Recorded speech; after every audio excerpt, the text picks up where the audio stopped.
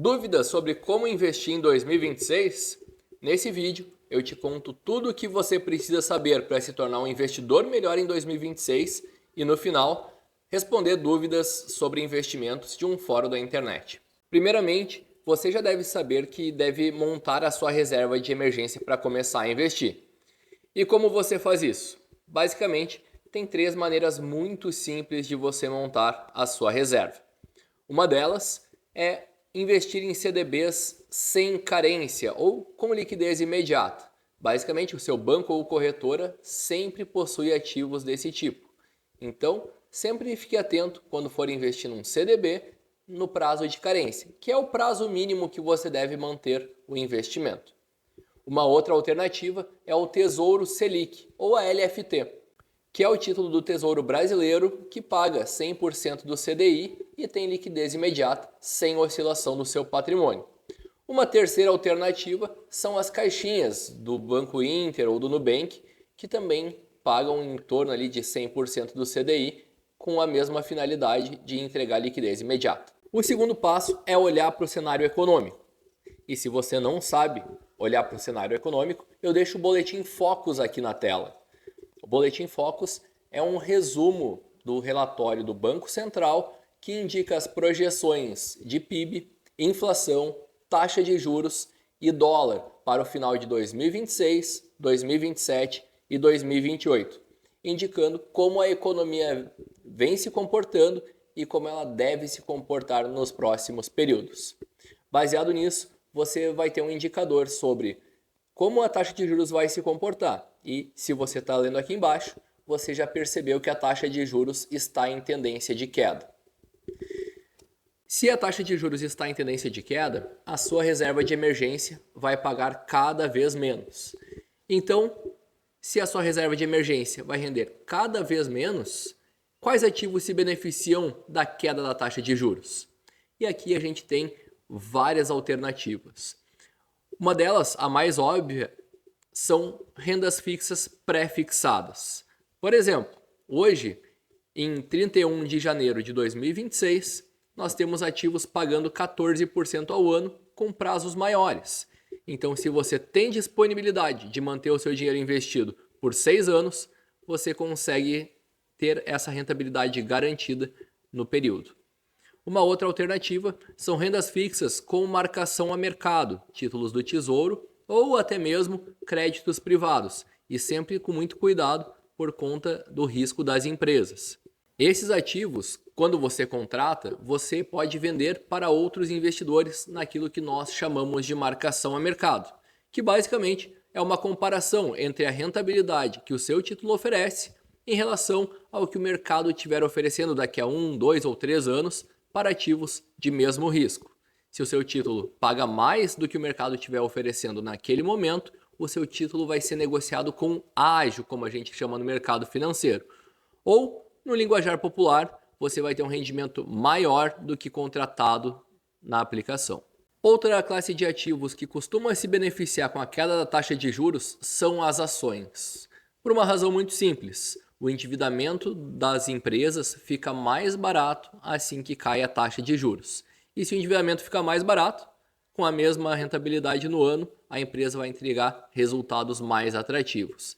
E isso é refletido na cotação dos ativos. No entanto, fique de olho, porque o Ibovespa já teve uma alta muito expressiva no final de 2025 e começo de 2026. Por último, a gente tem um dólar em queda no momento. E o dólar é um ativo de muita segurança e que você deve considerar ter na sua carteira, especialmente se já ultrapassou os R$300 mil investidos.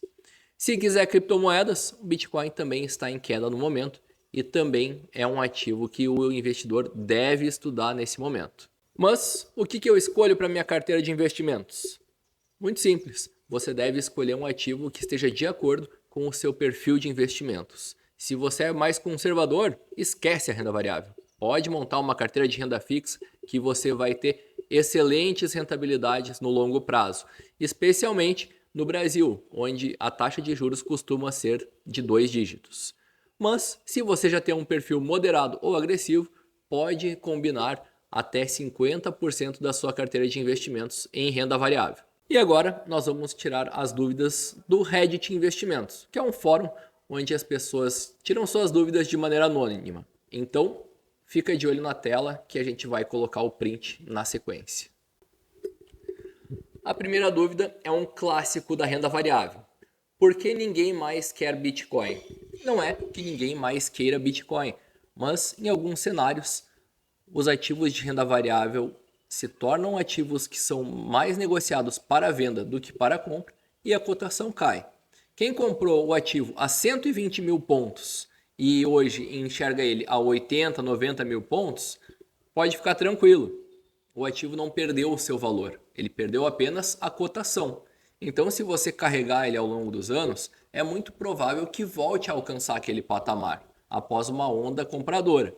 Então, se você é um investidor de renda variável, você deve estar pensando mais a longo prazo, porque no curto prazo é praticamente uma loteria. Você comprar hoje para vender amanhã é quase impossível saber se o ativo vai subir ou vai cair. Aqui a gente tem um baita exemplo para nós. 26 anos, 100 mil reais, como diversificar os investimentos. Basicamente, o investidor diz que tem 100 mil reais em ativos de liquidez imediata, em CDBs. Como é que diversifica agora? Poxa, se esses 100 mil reais estão num CDB de liquidez diária, ele está sendo remunerado pela taxa de juros brasileira. Se a taxa de juros cai, a remuneração dele cai junto. O ideal seria ter investimentos que se beneficiem com a queda da taxa de juros. Pré-fixados, IPCA+, ativos de renda variável podem ser boas alternativas. Mas o principal, combina isso com o seu perfil de investimentos. Se você é mais conservador, fica na renda fixa, não tem problema. Se você tem um perfil mais agressivo, mais moderado, você pode ter alguma alternativa na renda variável. Carteira para aposentadas, 190 mil reais. A investidora está com 190 mil reais parados na conta e procurou o gerente do Banco do Brasil, que ofereceu alguns fundos de investimento com rentabilidade de 50% do CDI. E o investidor está com dúvida sobre como proceder. Bom, carteiras de dividendos ou carteiras para aposentados são algo que tem desenvolvido na sua modalidade. Há alguns anos se utilizava somente fundo imobiliário e não deixa de ser uma alternativa, mas não é necessário correr para renda variável para ter dividendos mensais na sua conta. Você pode aplicar parte desse valor em CDBs que pagam dividendos mensais, por exemplo, garantindo uma rentabilidade ou pré-fixada, ou atrelada à inflação, ou atrelada à taxa de juros, de modo que você vai ter a sua rentabilidade mensal, vai ter a garantia do FGC e vai ter segurança de não ver o seu patrimônio oscilando ao longo do tempo. Temos também possibilidades no crédito privado. Esses têm um maior risco para o investidor e sempre é necessário o cuidado ao avaliar a empresa. Existe também fundos de investimento que pagam dividendos mensais, né? O Sparta Renda é um fundo que costuma entregar uma rentabilidade muito atrativa. Os próprios fundos imobiliários são uma alternativa. Nas ações, você pode operar com derivativos, com vendas de put ou vendas de call e recebendo os dividendos dos papéis que tem em carteira. E por último, se quiser ir para criptomoedas, existe um ETF de Bitcoin que chama Coin11, que paga dividendos mensais também.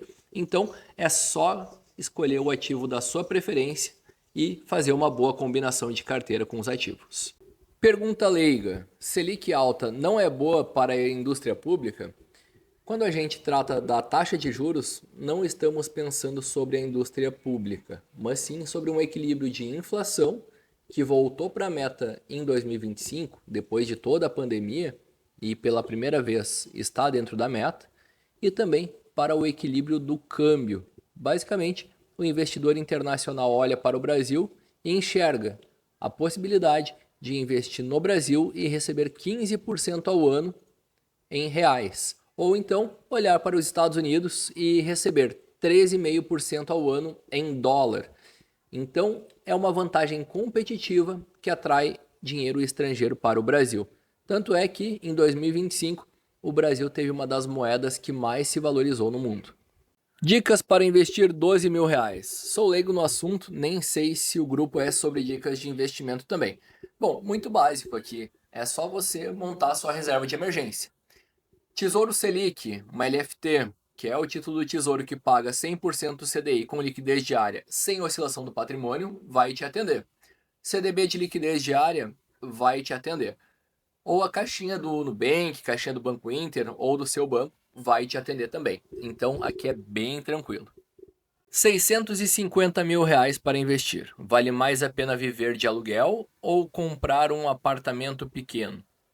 Fiquei na dúvida de qual opção é melhor num horizonte de 10 anos. Considerando um aluguel de R$ 2.500 e a inflação nesses 10 anos, faria mais sentido aplicar os R$ 650.000 agora ou gastar um terço no interior de um apartamento pequeno, comprando alguma coisa barata e aportar o aluguel. Bom, R$ 650.000 hoje, bem aplicados em ativos seguros, vão pagar em torno de R$ 6.500 por mês. Diversificando entre CDBs que pagam juros mensais, ativos de renda fixa que pagam juros semestrais, como os títulos do Tesouro, por exemplo, fundos de investimento que pagam dividendos mensais, ou então fundos imobiliários com maior segurança, vão te entregar esse resultado. Então, se o aluguel é de R$ 2.500, você poderia aplicar esses R$ 650.000 e ter um benefício de R$ 4.000 por mês, montando essa carteira simplificada de dividendos. Algum banco nacional em que posso deixar dinheiro rendendo em moeda estrangeira? Sim, quase todos os bancos ou corretoras têm a função do investimento internacional. XP, BTG, Nubank, Banco Inter, enfim, Itaú, eu acho que também tem essa possibilidade. O importante é você enviar o dinheiro para fora, dolarizar o seu patrimônio em um ambiente seguro, né? Todas essas corretoras que eu citei são regulamentadas na CVM e aplicar o seu valor. Se comprar dólar é bom, imagina comprar dólar mais 4% ao ano de rentabilidade. Vai ser muito melhor ao longo dos anos. Vamos falar sobre isso. Se você comprou $1 em 1994 por R$ 1, hoje você teria R$ 5,19. Se você colocou R$ 1 na poupança, você teria R$ 8. Obviamente, não estou falando que o dólar é mais forte que o real, mas que esses picaretas do dolarizem tudo te enganam, te enganam. Bom, aqui é uma questão muito séria, tá? Porque a gente está comparando um valor em dólar que não teve rentabilidade. Ele ficou parado embaixo do seu colchão. Enquanto a poupança, por mais que entregue uma rentabilidade muito baixa, ainda assim te entrega uma rentabilidade de 0,5% ao mês no patamar da taxa de juros que nós temos hoje. Então, lembra sempre o seguinte: o pior é o seu dinheiro não ter nenhum rendimento. O segundo pior é o seu dinheiro estar na poupança. A poupança acaba sendo melhor do que ter o dinheiro parado em casa, tá? Não confunda isso. Mas se você pegar o seu dinheiro e aplicar num CDB de liquidez diária, que vai ter o mesmo risco da poupança, que é praticamente zero, e você souber aplicar num CDB que não traga o seu dinheiro ao longo dos anos, você vai ganhar 50, 60, 70% a mais do que na poupança. Então, assim, tem investimento em um patamar acima de R$ 300.000, você tem que começar a dolarizar o seu patrimônio. E dolarizar o patrimônio não significa ir numa casa de câmbio, comprar dólar e botar na sua carteira. Significa investir na maior economia do mundo, talvez no tesouro mais seguro do mundo. Eu sou Fernando, investidor desde 2016 e profissional do mercado financeiro desde 2023. Assessor de investimentos credenciado a XP Investimentos. Te vejo no próximo vídeo.